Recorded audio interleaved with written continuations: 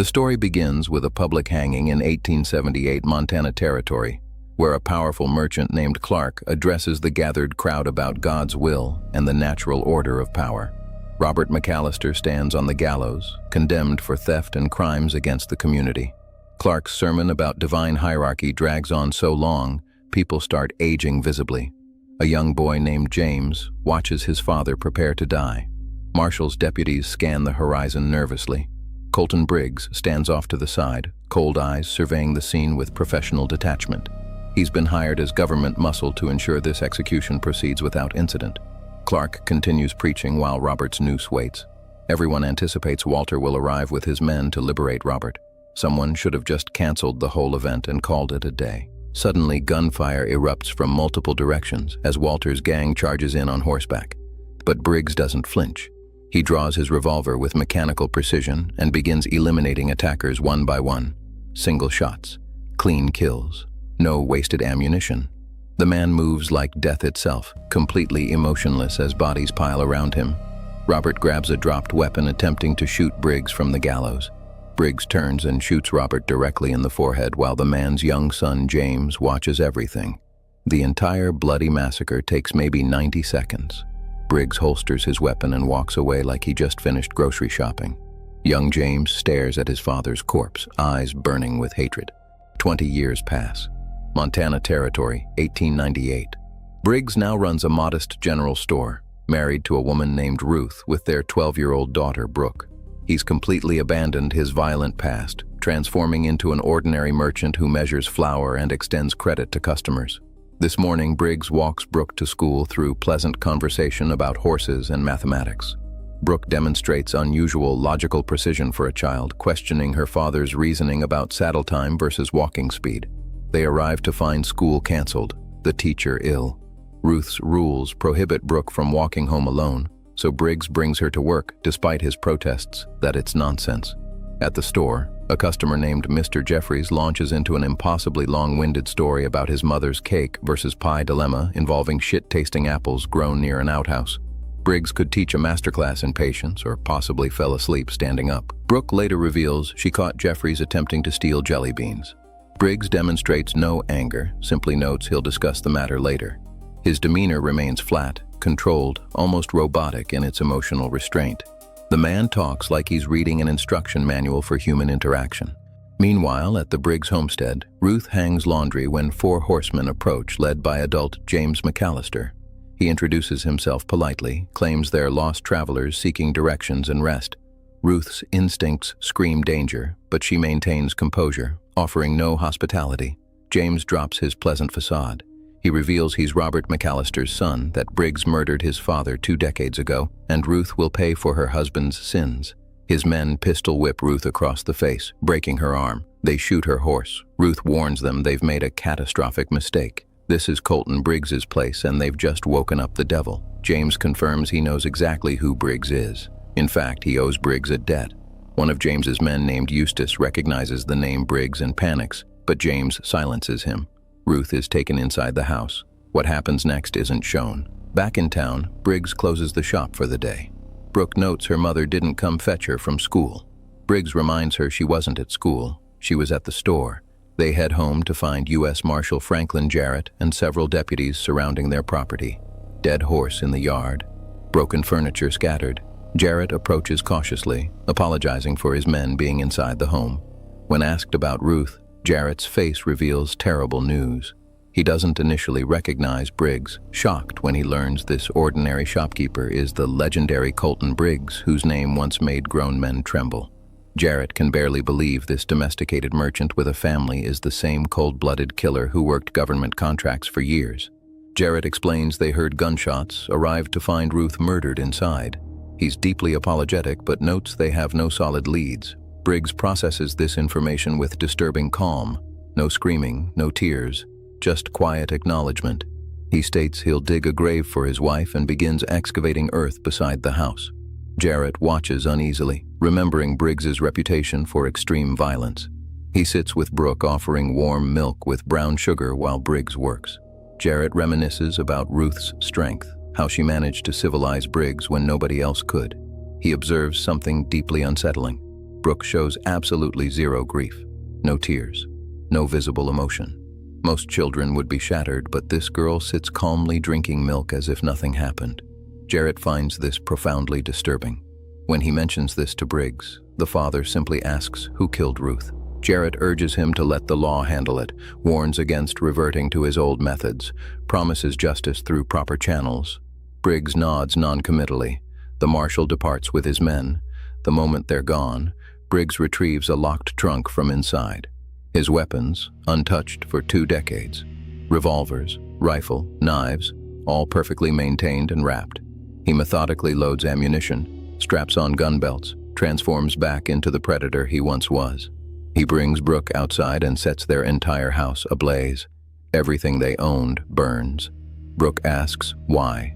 Briggs explains they have no home now. Their singular purpose is hunting the men who murdered her mother. Once that's accomplished, they'll build a new home and start fresh. Brooke accepts this with the same eerie calm she's displayed throughout. Most 12-year-olds would resist this insanity, but she just nods and mounts up. They ride into wilderness, pursuing James's trail. Jarrett, meanwhile, leads his deputies, tracking the same gang through harsh terrain.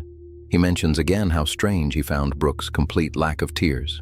He sat with her for hours discussing her dead mother, and the child showed less emotion than a fence post. Before Jarrett can dwell further, James's gang ambushes them from elevated positions. Gunfire rains down from multiple angles. The deputies scramble for cover, but several drop immediately, bullets punching through flesh.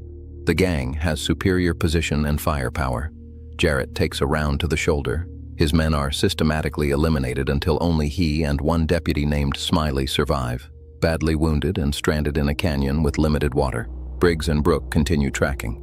They encounter Smiley stumbling through scrubland, bleeding heavily from a shoulder wound. Briggs flanks him tactically, gun to his head, demands information. Smiley explains the ambush, leads them to Jarrett.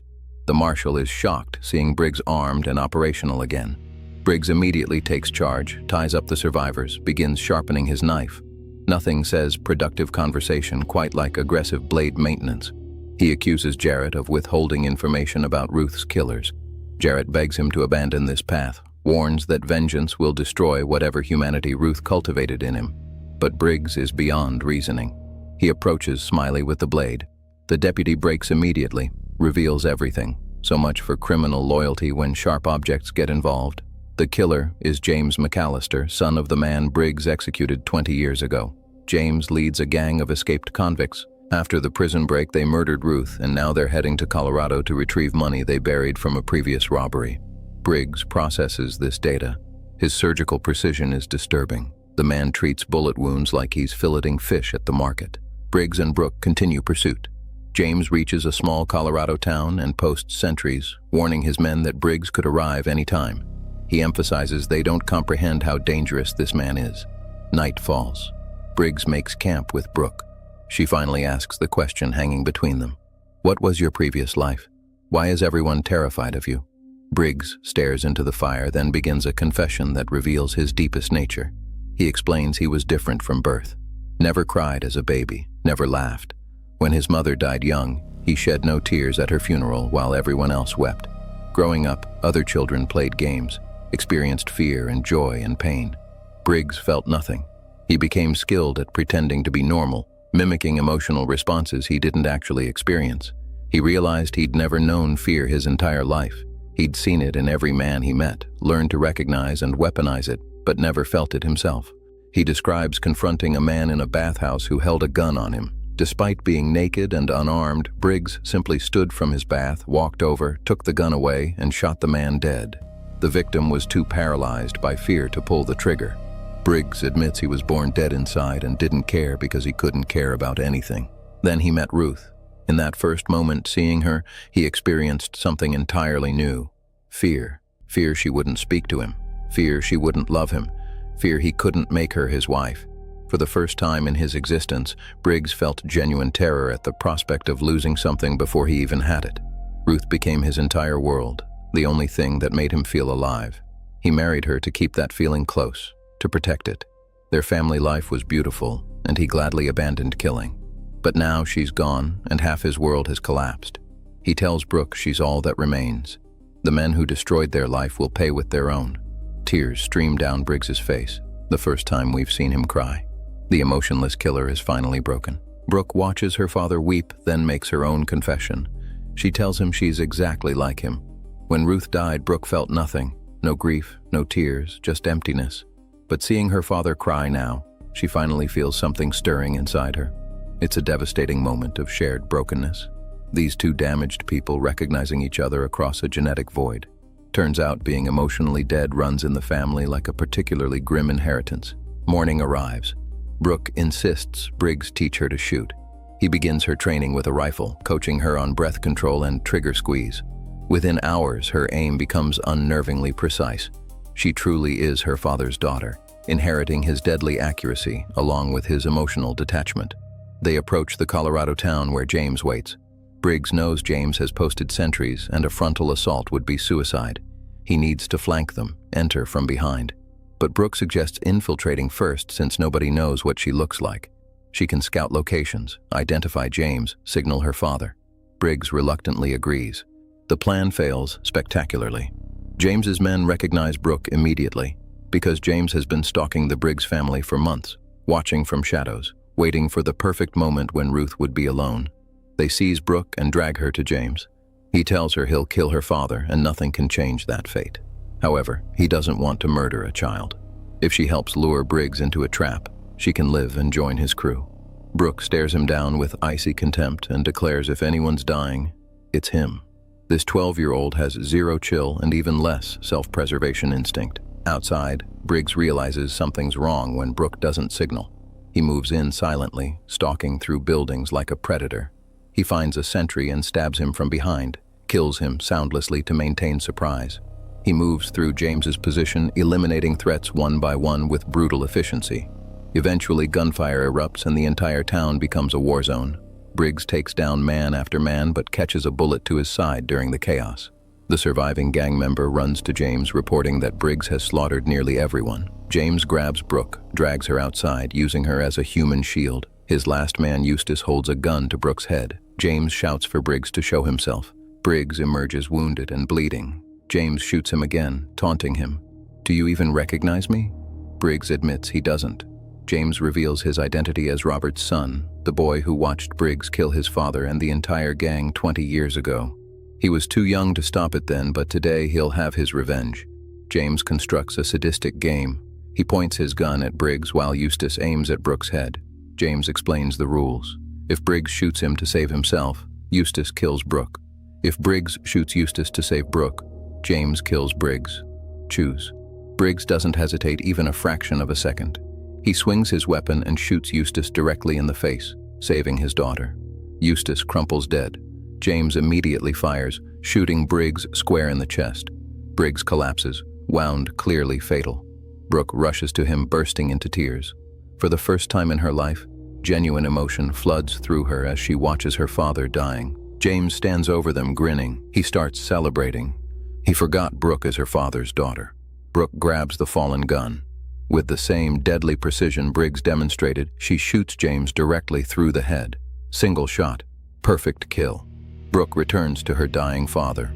With his last strength, Briggs removes a pocket watch containing Ruth's photograph. He tells Brooke this watch always helped him remember who he was, and it will guide her too.